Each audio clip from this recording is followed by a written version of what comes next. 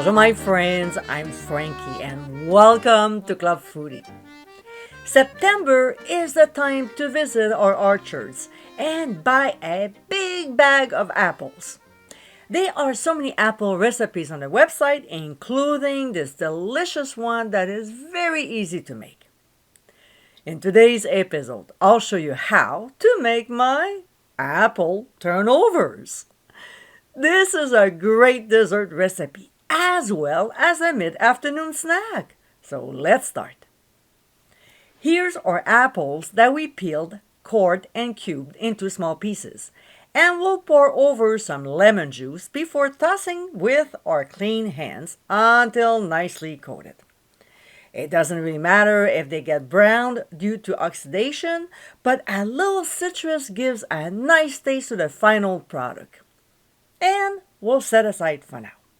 Next, in a small bowl, we'll combine brown sugar, ground cinnamon, and some ground sea salt. We'll whisk until combined and then move on to the stove. In a medium skillet over medium heat, we'll add butter. And when it starts sizzling, we'll add our apple pieces. It might seem a lot, but they will shrink as they cook. We'll stir them so they're nicely coated in butter and cook for 5 minutes, stirring often. To this, we'll stir in the brown sugar mixture, making sure to coat the apples nicely, and when they are, we'll cook for 3 minutes, stirring frequently. A few minutes later, we'll add some pure vanilla extract, stir again, and cook for only 2 minutes. Oh my, it smells so good, I can eat it just like that. Alright, so a couple minutes later, we'll remove from the heat. Transfer the filling to a bowl and let it cool off before chilling it for at least 30 minutes.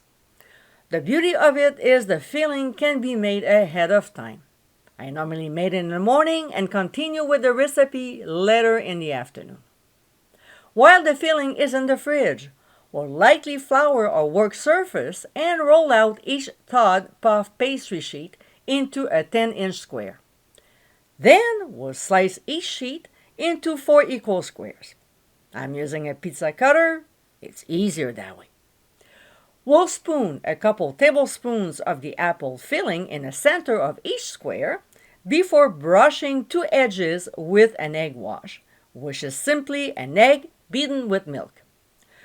Some cooks out there brush on all sides, and what happens is it gets too wet, making it harder to seal the edges.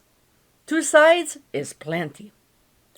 We'll now fold one point of the pastry to the opposite side, forming a triangle.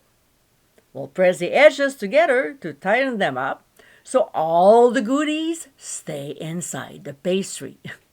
And then use the tines of a fork to create small indented lines along the 2 edges. Not only will it make the turnover look prettier, but also helps to keep it sealed. And here's our cute little turnover. We'll transfer to a baking sheet lined with a silicone mat or parchment paper while making the others. Next, we'll brush the pastries with the egg wash, covering the entire surface, and technically make a few slits on top to allow the steam to escape. I can't believe that I totally forgot to do that, but it was still fine, and you'll see in a minute how they turn out. When this step is done, we'll transfer them to a 400-degree preheated oven and bake for 18 to 20 minutes or until the pastries are golden and puffed. We'll remove from the heat and let them cool at least 15 minutes before glazing them or sprinkling on some granulated sugar on top. See? They don't look bad at all. They're really puffed up though. And my friends, these are our apple turnovers. Uncomplicated with amazing results. This is a recipe that you have to put on your to-do list during the fall season. It's packed with deliciousness. This is a great dessert or snack to get your little ones involved. I hope you give it a try soon, and be sure to visit clubfoodie.com for ingredient amounts, directions, and more info. Until next time, my friends, bon appétit!